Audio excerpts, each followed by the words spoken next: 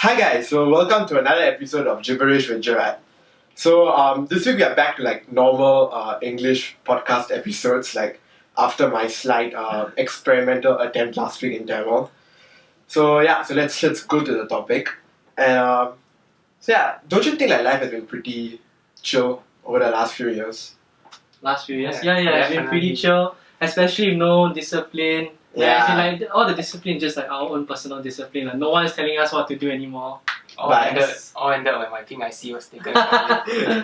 But I think a year ago it wasn't like that, right? Yep. For sure. I think we were back in camp, probably doing something either important or something that's totally redundant. so it's like, I mean, there was no middle ground. But yeah, I think with that you might have already guessed what we're going to talk about. And that's right, we're going to talk about our army lives and about serving the nation. So for that, I have two of my friends from my unit back in NS, which was the 35th Battalion Singapore Combat Engineers. So to my right, I have Bronson, who was an administrative support assistant, and he will be reading biological sciences in NTU this year. And to my left, I have Eugene, who was a plant specialist and will be reading accountancy in SMU this year. So hi guys, welcome to the show. Hello. Hi Gerard. Wait, just to cut Gerard off, plant specialist doesn't mean I specialize in like plants, like the different kind of plants. Plant specialist is actually a third sergeant specialist in charge of operating construction machineries like bulldozers, excavators, wheel shovels, that kind of stuff. Yeah, sorry about not it. literally plant specialist lah. But yeah, I mean it's been a long time since we last met, so like welcome guys. Okay, so basically right, I don't know about how y'all felt, but then right, for me, serving NS was like, it's always something that I dreaded of since young. Like, not just the thought of going through army, doing PT and like staying away from parents, right? It used to scare the shit out of me. But now that I've completed it, right, I honestly can't believe that, I went through this entire, journey where, you become like from a boy to a man, as they say. So I think let's rewind, let's go back in time and let's talk about our enlistment period. But before we do that, right, I would just like to put out a small disclaimer for you guys that whatever we are about to share in this podcast, right, is very anecdotal in nature, and it's pretty much from our own experiences, or we might refer to like some of our friends' experiences in this podcast, and so you cannot like extrapolate whatever we are going to say and generalize it that the Singapore Armed Forces SAF is like what it is, like what we are going to say. So it's in fact very different, and what we're going to say is like whatever we experience. So whatever compliments or criticisms we have is from our personal experiences and does not show you the full picture of the SAF. So yeah, just a disclaimer. Alright, so let's go back to where we wanted to start this podcast. So let's talk about BMT, which actually stands for Basic Military Training, if you guys are not aware. So Eugene and I like kind of enlisted together in Jan 2018, and we served our BMT in Apache for like a total of 8 weeks till March 2018. And we were in this thing called like Enhanced Leadership Batch. And meanwhile, Bronson enlisted in Feb 2018, and it was under the PTP batch, which is known as the Physical Training Phase batch. And his BMT lasted almost like twice as long as ours. Yep. I think close to like stretching up to like 17 weeks, right? Yeah, all because I failed IPPT by 1 point. Remember these kids? 1 point is equal to 2 push-ups. He got it by 4 push-ups. 4 push-ups, About 4 Practice push-ups. your IPPT. Yeah, I mean like that 1 point is equal to 2 months of your time. Yes. So, something Think about to so I think let's look at some of the pros and cons of our like different BMT experiences. So let's start off with the good things again. Let's start it off on a positive note. Okay, so I'll start with the 8-week one. So Eugene, what are some of the good things that you felt about our 8-week BMT? So like for me, I have like two main good points to say about like the 8-week BMT lah. So number one being, it is definitely much shorter than the BMT experienced by Bronson, which he went through the 17-week one. I mean, it's shorter. And then BMT, honestly, in my opinion, is the one whereby there's the most amount of discipline needed, and then there's a lot of regimentation over there. So yeah, having like a shorter BMT experience is honestly something is a good point lah, basically. And then another good point about the 8 weeks one is that there's a lesser physical activity. So for those of y'all that do not want to be having to exercise every single day, sometimes up to two exercise sessions per day, I guess you guys need to pass your IPPT to join the both of us in the enhanced leadership 8 weeks BMT course. Yeah. So that's like for the good points for the 8 weeks BMT lah. Like, I don't know, if you ask me, right, Yeah. I think the good thing was more to do with like the familiarity I had with like the people who enlisted with me, because I heard of stories like, we are going to join BMT, you meet like all kinds of people, like people from different parts of life, and like, I mean, I didn't know whether I could get used to that change, because I'm already like transiting from a civilian to a military personnel, so you have like that transition going on, and for me to like, to meet new people like from different like backgrounds and like interact with them was something that I was kind of scared of. But until I think I enlisted, and then like I realized that I think 99% of our company were from a JC, like from a JC bachelor. So I think that was like, so I just think we had similar experiences of like going through the same educational path. So I think that was a bit beneficial in terms of like just like talking to people and just like starting conversations on the spot. And also, the fact that we enlisted earlier, right, in Jan, I think it was, in a sense, I felt it was better, because when you enlist early, you kind of like ORD earlier, and like whatever free period you have before NS, right, before uni, is after NS. Well, compared to those people enlisting like Feb or April, it's kind of like split before and after NS. And personally, if you ask me, right, I wouldn't be able to like enjoy whatever free time I have before NS, because like in the back of your mind you're just constantly thinking like, oh shit, I need to enlist in like 2 weeks or 3 weeks or 4 weeks, and that's always in the back of your mind. So yeah, I think the part that we got to enlist earlier was something beneficial. But I mean, I think for the 8-week BMT there's like 2 sessions long. So if you're the lucky one and you happen to be in Jan, although you might hate it at the point of enlistment because you feel like, where's my free time, because I just finished the exams. Like in retrospect, I think you will kind of like appreciate it more than the people who like enlist in April, which also has the 8-week BMT session. And so I think that's what we have for the 8 weeks one. So let's move on to the 17 weeks one. Like, what are some of the good things you have to say about it? Alright, well, so first of all, the 17 weeks BMT is definitely not all doom and gloom as some people might have you believe. I don't know, that's what I heard. I mean, like, that's what people tell me, so I just be like, alright. Well, definitely one of the good points is that there's a few key activities that you have to accomplish at the end of your basic military training, and in the 17 weeks PTP, this will be much more spread out. So, like, for instance, like your route march and your battle inoculation program, that's the one that they go through the obstacle course, like in Our Boys to Men. It won't be so like back to back. I mean, maybe one is in week 4, one is in week 5, and not all in the same week, day after day, you're doing route march, all kinds of activities. So because it's more spread out as well, right, you also have more free time. So definitely you have more free time to like call back your friends and family on the mainland, and you definitely have more time to bond with your BMT mates compared to a shorter 8 weeks BMT for sure. And like I definitely felt that this longer BMT allowed me to make much more better friendships with my bunk mates and my platoon mates.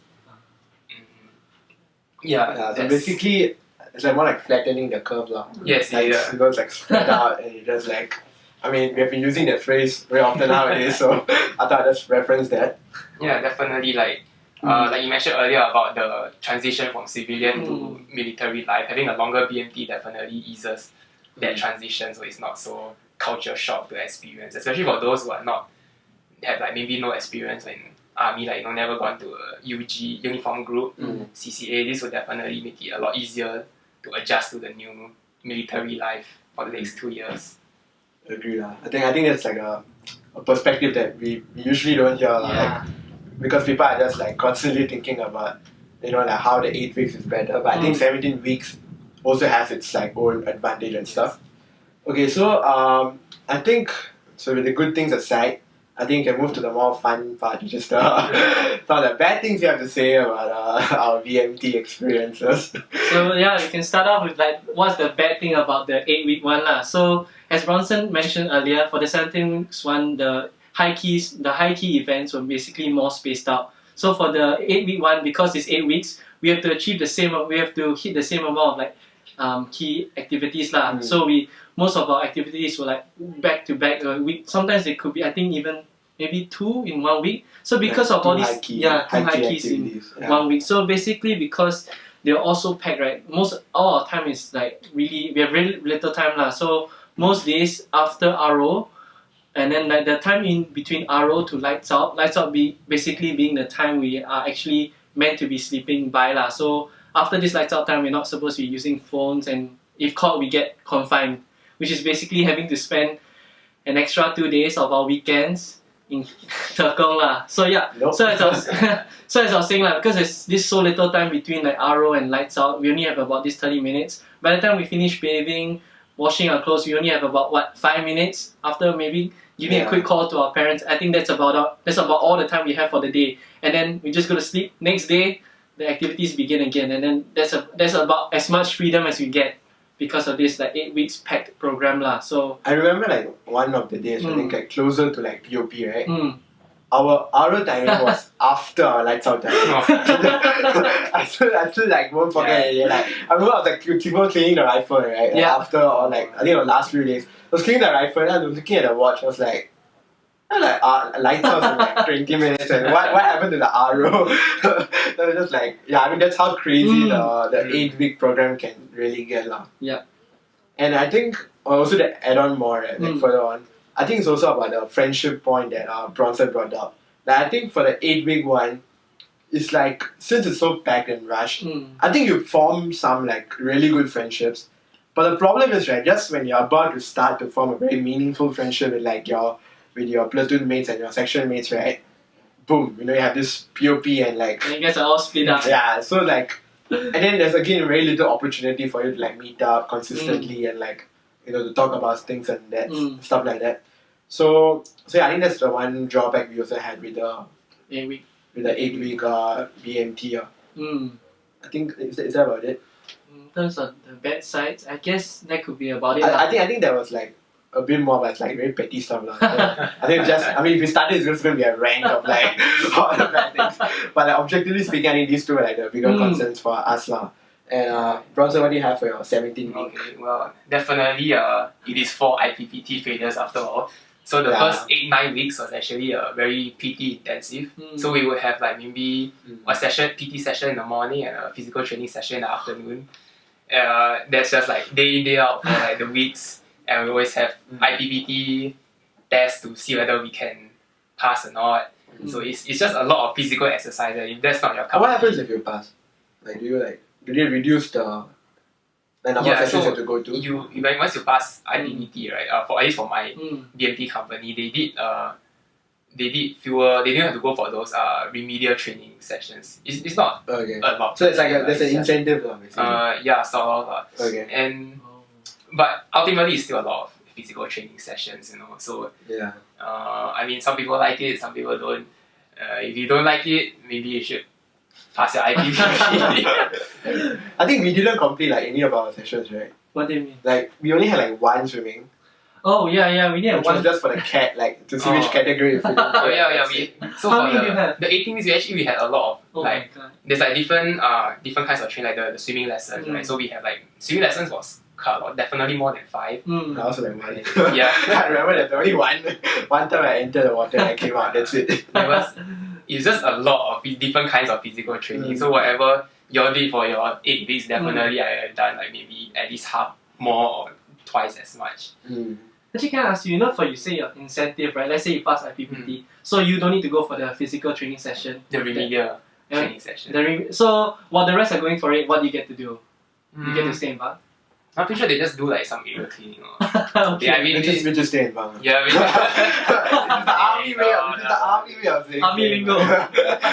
Alright, yeah, but nothing for sure is that one of the other incentives of passing your IPPT before enlistment is that the shorter BMT means that you also ORD 2 months earlier than Yeah. so you serve a total of 22 months instead of 24. That's definitely an undeniable benefit of going for 8 weeks BMT. Yeah.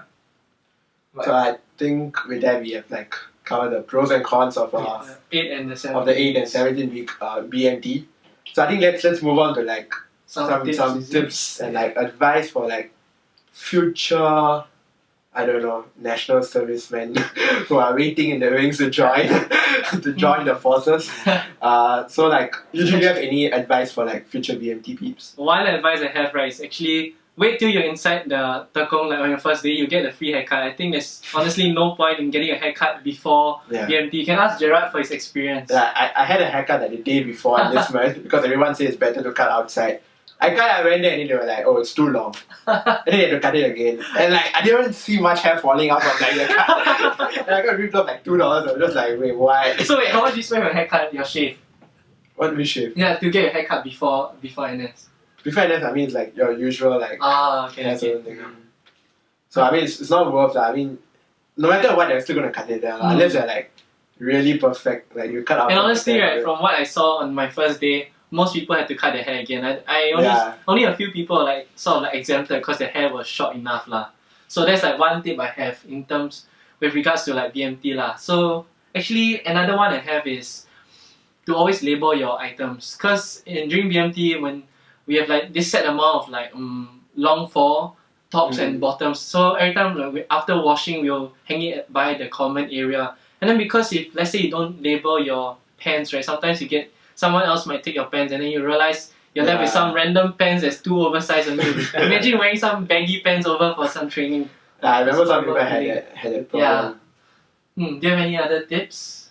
If you, I don't know, like for me, I say make sure you like you know your, like air proofing, like your Ziploc bags. Oh, for packing for the backpacks. Yeah, make sure it's like you know how to like fully like seal it airtight, because that's something I didn't really care about, and I kind of suffered the consequences when I was in like field camp, because I didn't really give 2 shits about like how tight it is. So I was just like, okay, as long as it looks okay, as long as it's passable by the sergeant, it's good to go.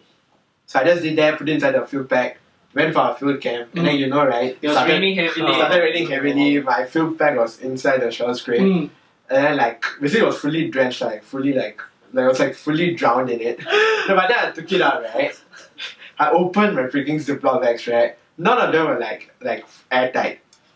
So what happened was all my spare uniforms were muddy and like soggy and like extremely disgusting. And like 2 days into the field camp, I started developing like this like heat rash. And I had to change my uniform.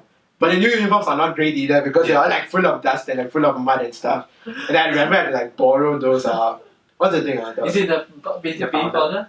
No, the one that you light up and the one that you like. The white color thing. What's it called again? Like fuel, fossil fuel. Solid fuel, yeah. I used to like borrow that from like the entire my entire section and like other section, like my entire platoon, right? Then at night I used to like tie this like comms cord from tree to tree and then put my uniform and then actually light up like 5-6 solid fuels below. Try to like heat it and then like make it less soggy. It was the worst experience ever. Like I remember, was it you or was it someone else? Like on the day when you had to like change the shirt, that we didn't have a. Oh, both me and you on our last day. I think after sit test, I think the day before sit test, all of us could like change into like green admin. And then both of us had like different colour admin. Yeah, because ours was like really muddy and like damn disgusting.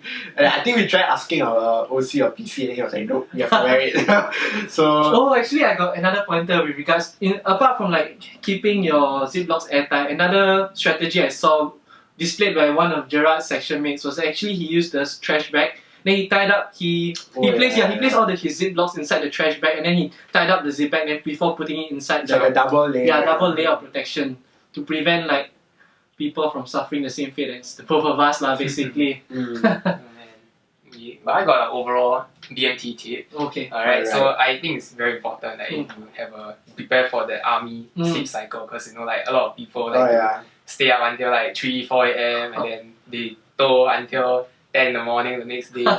Actually, the sleep cycle, right, I think for the 8-week one, we didn't really have a problem because you're so shagged at night.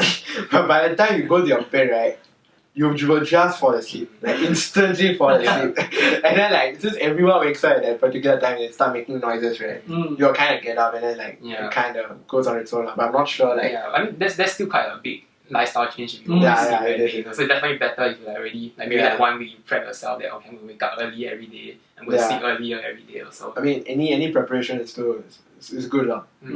Yeah, I also think it's definitely great if like you could talk to people who have already gone through their BMT and ask for like their personal experience. I mean, it's better than going in blind. You know what to expect, what to anticipate, what to bring in.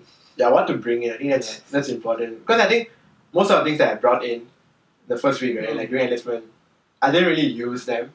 Like I brought like a lot of like singlets and like shirts because I thought like I'll get to wear them like after Aro. But it turns out my whole life was green after enlistment. It was like I brought towels and stuff which were like damn useless because everything is like issued by the SAF . So I think you can be more strategic in what you can bring in. Like I think it's better to talk to your seniors as well. People who have gone through NS now. Actually, before my BMT, I spoke to one of my senior friends who had already done his BMT, and he sent me like a long list of items, like what good items you could bring. You know, like those hangers that come with a lot of clips for you to dry your socks and undergarments.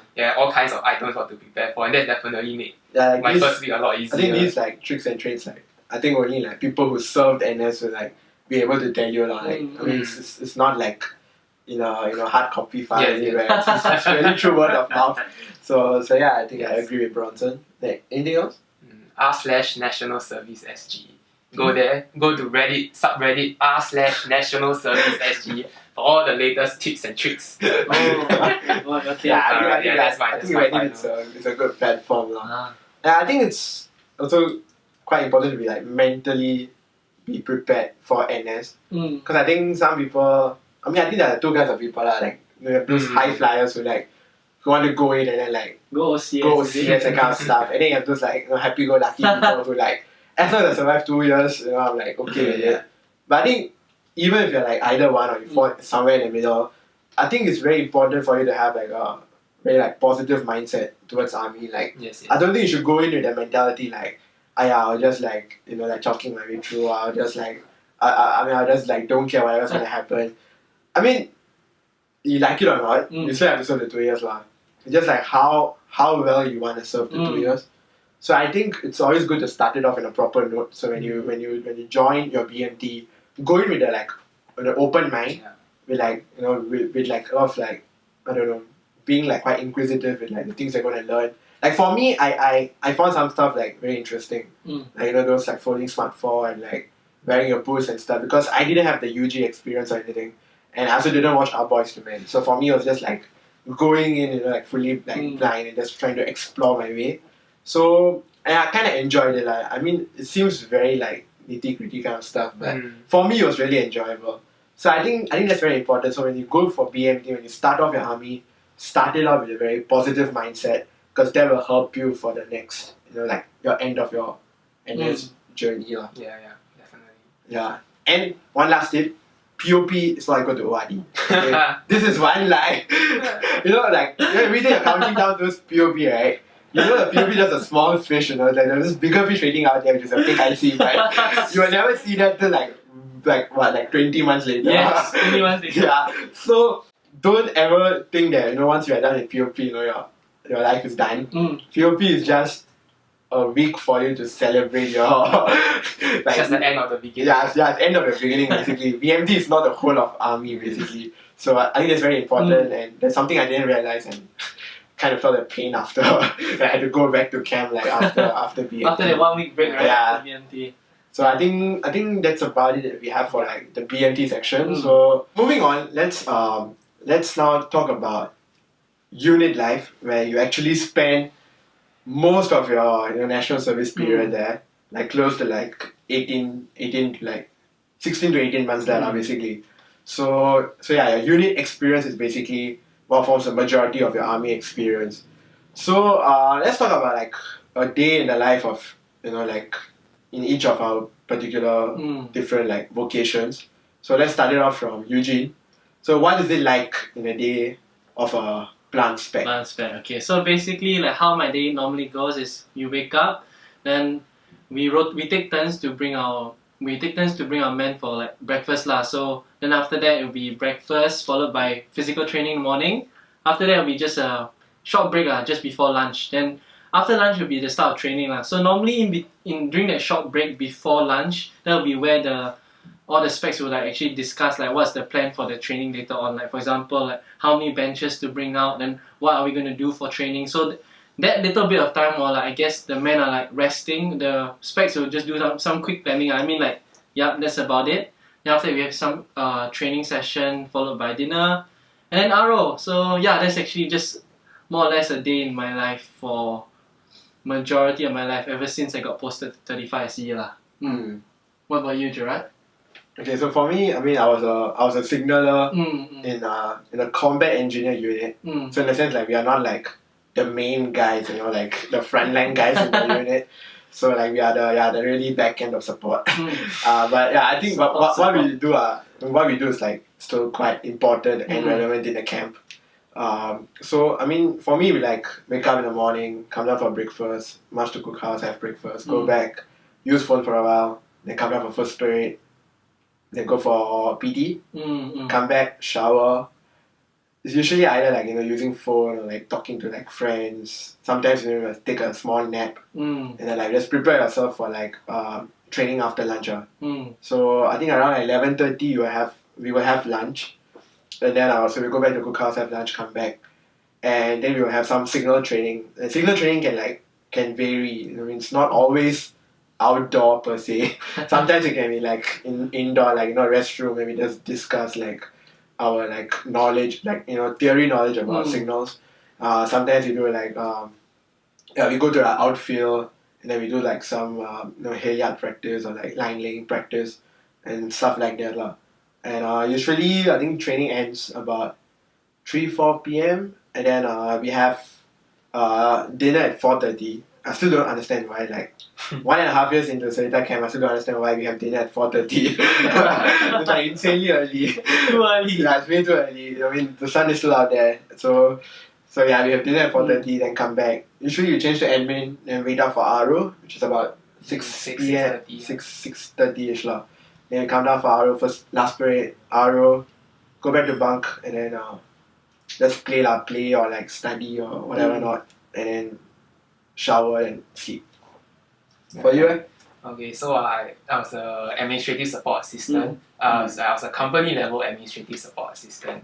So like in the army, we have like different levels of sizes of groups of people. So like we were all from the same company and part of the 35th battalion. So we have battalion administrative assistants do a lot more different jobs than what I do as a company level assistant. So for me, mainly I do like day-to-day administrative work for our company. So basically everything that we do, right, that it has to be like some kind of paperwork involved or some kind of record keeping. So that's where like me and the other people in our company headquarters would be in charge of maintaining and planning and such.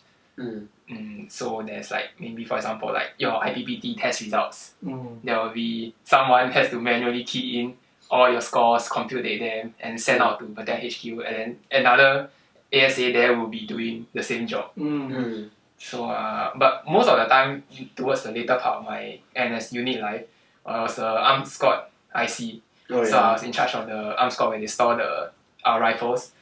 So that was definitely a much more responsibility heavy job scope where so I was like in charge of making sure everything is secure or like arranging with all the different groups of commanders and such about when they want to come and draw, when they need it, how long they need it for. So these two job scope actually gave me a lot of interaction time with like different groups of people, and I thought that was a really unique experience for me compared to different vocations that I get to interact with people from, let's say, officers in Battalion HQ, officers in our own company, or like even external people like external military and external civilian groups that has to interact with me. Yeah, so that's basically day in day out for me. Alright, so I think that's what all our lives like pretty much follow like in unit. Yeah. I mean, of course, I mean, like excluding your exercise days, which is a bit more hectic, I guess.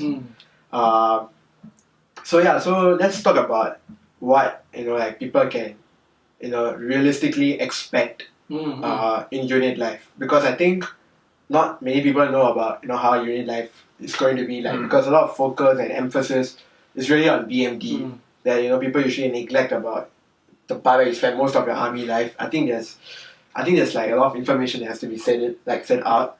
So I think we can do our small part here by like educating our viewers or listeners a bit. So so usually, what do you think are like some of the like positive aspects related to unit life, and like what can you expect? Also, like one positive aspect is basically having like how to say more time to yourself lah. So normally for unit life, it's pretty standard lah. So by 6:30, 7 after RO, you actually get time to yourself. Then for lights out, it's normally about like let's say 10:30, 11. So that's about solid. Solid 4 to 5 hours to do anything you want. So just imagine every day you have this 4 or 5 hours to do anything you want. It just more or less feels very similar to school. I mean, after you come out from school, normally you have that also 4 or 5 hours. Just that now you don't have like homework to do or anything to study. So this 4 or 5 hours can be put to good use. Like I don't know, you could be studying, let's say some topics or anything that you actually wanted to learn up on, or maybe just even lepak lah, just watch Netflix and then catch up on the latest shows, those that you never had the time to do in school lah. And then I guess this one really good thing about unit life as compared to life before unit life, like during the time during SCS, OCS or even BMT lah, whereby most of the time I feel there wasn't really too much time for myself to actually improve myself lah. That's one of the positive aspects in my opinion. Yeah, I think so. Yeah, I think like in the free time you can do whatever that interests you lah. Basically, like if you want to study or prepare for like some exam, you can do that. If you want to play and like just have fun with your friends, you can also do that. Or if you want to like train like physically for your IPPTs, yeah, I mean, you can also do that. So I think that flexibility was like quite good. And and talking about flexibility, that's not limited to a day by day basis lah. It also goes like for your every quarterly basis as well, because like every quarter usually they will give you the training program like a few weeks ahead. So I think it gives you a lot of time to like plan and like prepare whatever like off or leave you want to take. Like if you want to go on a holiday trip or something, I think you have that flexibility when it comes to unit life, as opposed to like back when I was a vocational trainee in Signals or when I was in BMT, like it's very like it forces you to take leaves on a particular day. We're not saying that units don't have. I think some units still kind of like force, like or have like fixed leave dates. But I think for 35 SE in general, they were more like laxed in that sense. Like if you have the offs, if you have the leaves to spare, they allow you to take any time you want to, excluding of course the high key events, for you to like enjoy yourself. So I think that was one good aspect of it. For you? Definitely. If you thought that 17 weeks of BMT was a lot of time to know people, 18 months of unit life will shock you. Alright, but yeah, definitely it's a fact of knowing that you'll be with these people for the next 18 months or however long you join the unit. Then you definitely have much more time to get to know your company mates, even across like different platoons. And the fact that we are all here today from 3 different platoons already shows that definitely there is the benefit of because it's such a long time, right? You can just interact with every single person in the company. It's not that hard. Yeah, you have that opportunity to really interact, to expand your social horizons. So and like you mentioned earlier already, that NS is really from getting people from different walks of life together. So like compared to like let's say in school, where all you meet is people from that take the exact same route as you to JC or Poly or whatever. At least now you have like, I know somebody from who did so and so in their life. I know somebody who did another thing, and you get to hear like different experiences from other people. So that's definitely very interesting. Useful in army, I guess, in unit life especially. Okay, so I think let's move on to some of the not so good things that you can expect in a unit life. So I think we'll let Eugene just let the ball rolling. Start the ball rolling. Okay. I guess one thing you can start expecting is this thing called guard duty lah. So basically, every month you can expect yourself to be at least doing 1 or 2 guard duties, whereby you actually spend. So instead of like resting in your bunk after like you're done a day's activity, you actually after you're done like the day's training, you just go off to the guard house and then perform guard duties lah. So basically, you can expect about lesser sleep than the rest. Yeah. Yeah. And more like breaked sleep. Like more breaked up sleep cycles basically. And then also right, sometimes there could be guard duties on your weekends lah. So that's something that most people do not look forward to. That's equivalent to a weekend burn lah.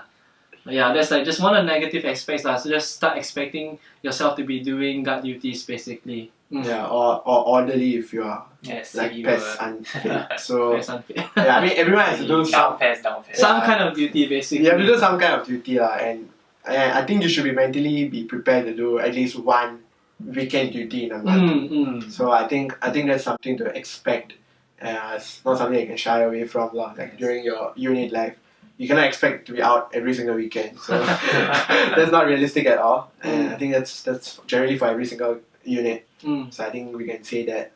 I think the next point might be slightly controversial in nature. But then it's something that I don't know, like I think I personally experienced. I think we kind of did experience it in my camp, right? It was this thing called okay, I don't know how I should phrase this again, but okay, it's a bit like how to say inefficient in nature, okay, of how things take place as a whole.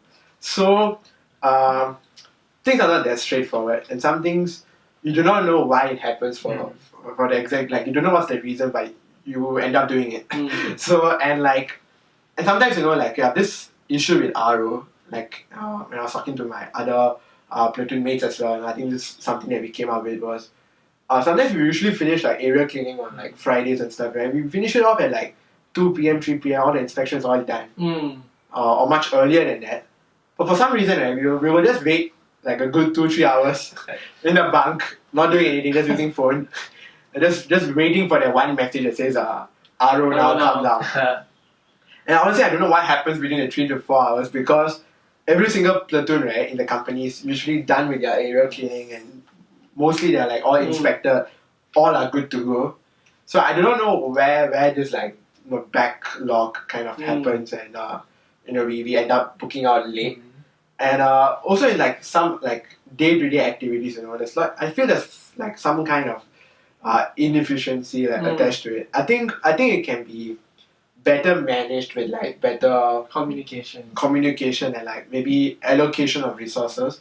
And I feel like for certain activities you do not need like 10 people going there to do it. Like 5 people will be more than sufficient to like complete the job. Because even if you send 10 people there, right, for the sake of sending the number of people there, the 5 people will end up not doing anything.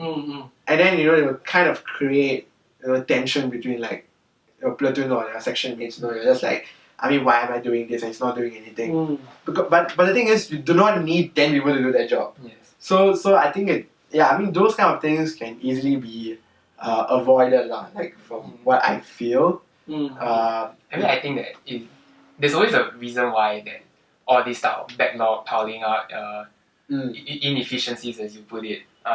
There's definitely a reason why these things occur, but it's just probably a matter of like lack of communication. I think I usually mentioned that earlier also. Definitely it's like, but it happens everywhere, like in the workplace, even in school. There will always be incidences where people don't always get the information on time. Actually, I think that's a good point. Like, what you expect in unit life, right? Yeah. It's like something that you can also expect in your work when you enter the workforce, basically, because it's very similar in nature. If you think about it, army is still, like career for some people, and like it's an actual like workplace for some people. Just that we are kind of like conscripted to do this. Yeah. But other than that, I think it really prepares you well for the workforce. If you ask me, like in terms of how activities or like like how the roles are split among different people and how everyone has to work together. Interaction with with people people you do not meet regularly or like come to like in contact. on like a day-to-day basis. Mm. So I think all these things you can definitely learn from army, and like it kind of mentally prepares you for your work life lah. So I think we can add that to the positive things that you can expect in Actually, that's true. But again, going back to the negative things, right? When it comes to inefficiency, because Bronson, you said like the lack of communication, because there's something. I mean, I'm pretty sure there's a reason to it. Yeah, definitely it could be improved. For sure. I feel like sometimes they should also let us know what is the reason. I mean, I'm pretty sure there's a legitimate reason why we have the 3-hour like waiting time, because I'm pretty sure everyone wants to book out early, including the regulars. But then like I think it could be much better if they can also inform us of whatever's happening, so that we will be aware of it, like not be like very anxious, like every second, like is Ara going to be now? Is Ara going to be the next second? Like when do we change out to like our civilian attire? All those kinds of things. So I think that's something maybe people can work on it.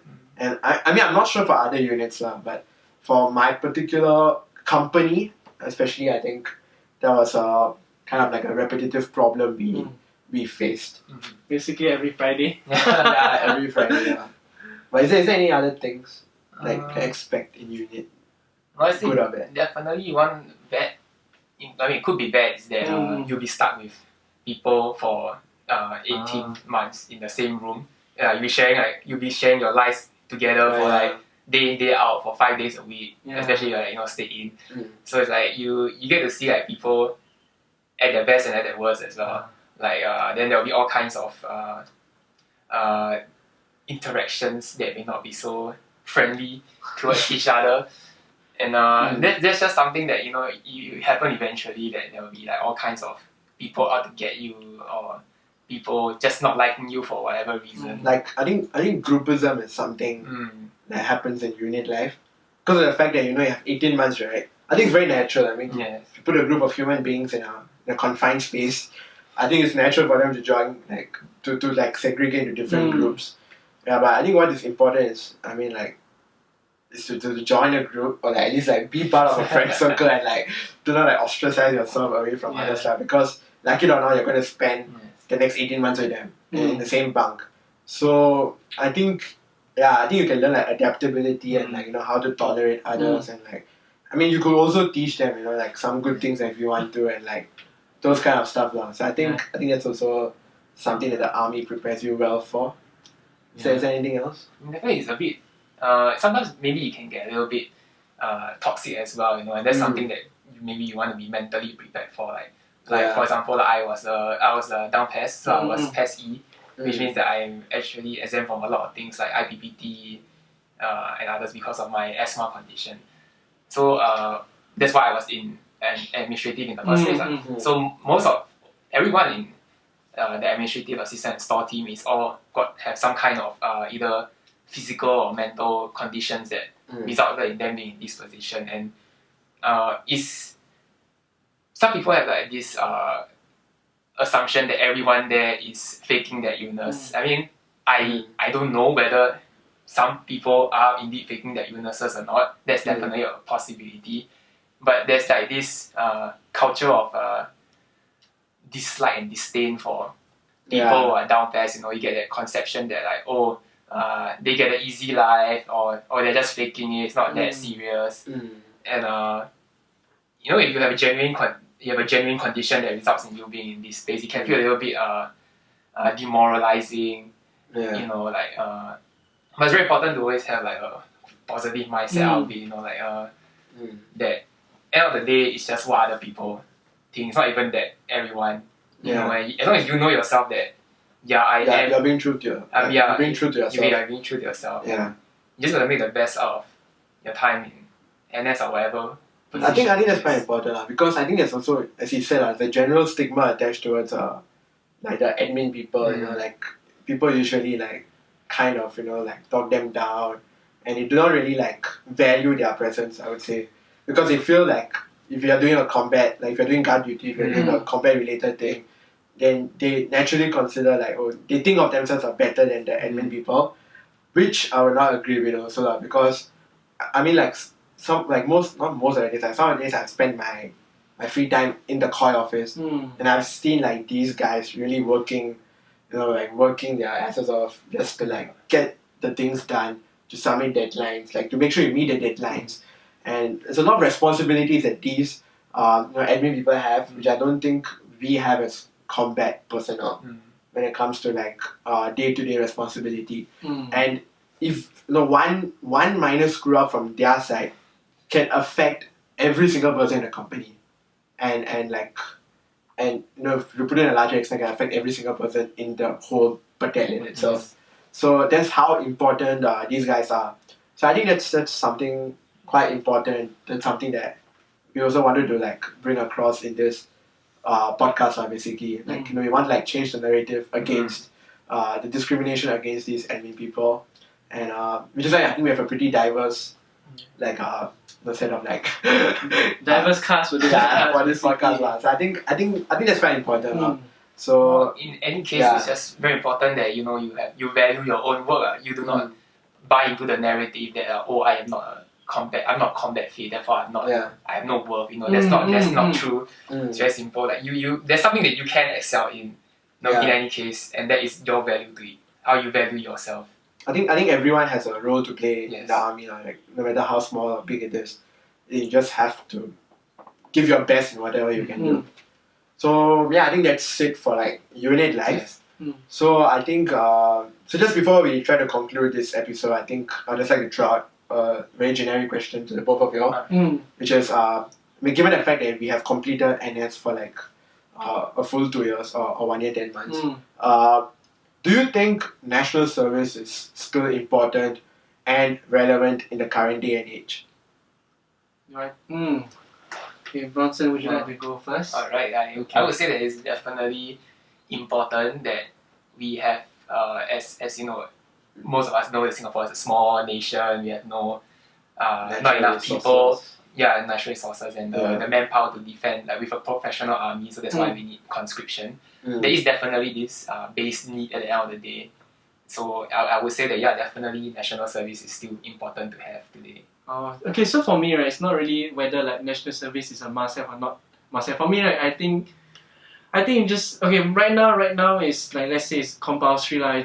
I feel like for all of us, since it's already going to be compulsory and all of us are going to spend at least 1 year 10 months to 2 years, we should at least go in with the mindset as what Gerard said earlier in the podcast to make do with the best we have of our time there So even if you don't really like NS, I guess you could just always find ways to improve yourself, because I mean once you go into unit life, there's always time for yourself to actually always improve yourself both physically, mentally, any aspects. Actually, it's not a waste of time. Yeah. I mean, national service is important. You have to serve it, but it's not a complete waste of time, because you do have some free time to kind of like do your own things, like whatever interests you. Honestly, for me, like the time, right? So honestly, for what I see national service as is like free 2 year gap year from all the academic studying basically. For those of us who went through the standard academic route from like primary school, secondary school, maybe JC or poly, then that's the normal standard route. Like so far, it's just all been studying. Then NS is the first time in our life where we can actually like have these 2 years to ourselves to actually take a break and then like find ourselves, as in know like what we're passionate about. Okay, and one more question: do you think national service can be truncated further? Because I mean, it started as like 2.5 years, then became 2 years. I mean, now some people serve 1 year 10 months. Do you think there's like a room to like truncate it further because of the fact that we do have a lot of free time and stuff? So do you think there's room to like make it probably 1 year 6 months or something? Actually, honestly, I feel there's room I mean, as we said earlier, there's after RO there's always this free time. If we take away all this free time, you could honestly make NS much shorter. But then the question I have to pose to you guys is, if we take away all this free time, right, then we'll make it more or less seem like the 8 weeks BMT. And as we mentioned earlier, it was pretty packed Do you guys prefer to have something super packed, but then the NS being much shorter? Or would you prefer NS being this current length, like maybe 1 year 10 months, and then being more spaced out, and then having chance to actually relax once in a while So that's the big question that's posed to you guys I think that definitely in the long term, right, the reason why we cut short from 2.5 years to 2 years is in part also because of our technological advances. in our military and such, right? So definitely in a long term, presumably we will have new technology that further reduces the need for manpower. Yeah, so I think it's very possible that we could shorten training times and overall as well decrease the duration that we need active men in the armed forces. So yeah, I think there is room to like reduce your national service length. But then again, as Eugene pointed out, it just comes back to the point. Would you like to have a lot in a shorter space of time, or do you want to have like the same amount but over like a better spread? So I think with that we can move to our conclusion. So for the conclusion, just wanna ask you guys, what's like one tip or like what's like a one-liner that you could say about your army experience or an advice that you'd like to give? Okay, don't go into army. The mindset is just gonna be a physical training boot camp. I thought the whole of army was just push-ups, sit-ups, pull-ups. It's all just PT every single day. First day of BMT. Oh no, by the first day of BMT, I was proved wrong. And then I hated myself. Yeah, contrary to popular belief, there's a lot of lectures and studying that goes on as well. No, then there's also a lot of regimentation. Something I didn't. Something I didn't expect, honestly. I think our unit also had a very high standard of regimentation compared to like other unions, because like when I talk to my friends, they were honestly shocked that we still march to the cookhouse and like listen to OID. I think our unit had a very high standard of regimentation because of our RSM. But yeah, I think that's a good line. Yours? Well, mine would be to make the best out of your 2 years in national service. You already got the time. Just go and learn a new subject, learn a new instrument. Write a novel. Why not? You got the time. We always have a positive mindset to everything that you encounter. Like whatever adversities in national service is not something you can't overcome in the end. So definitely just soldier through that 2 years. So yeah, I think so in conclusion, I think that's what we have from the three of us. I would say just go and like enjoy your army experience, because as cliche as it sounds, right, time really flies, and before you know it, you kind of like you're out of service. So yeah, just go, make memories, make friends, because those things will last forever. I mean, those trainings or whatever not. I mean, like you will forget it. but what training? Yeah, but all these memories and like friendships you form over these 2 years, right, is something that will be with you, I feel like, throughout your life. So I think with that we have come to the end of this episode. So thank you guys for being part of this. It's nice of you guys like to meet up after so long, after ORD. So thank you for being part of this episode. And with that, I think that's it. And I'll see you all next week. Bye bye. Protection! Protection! You can stop.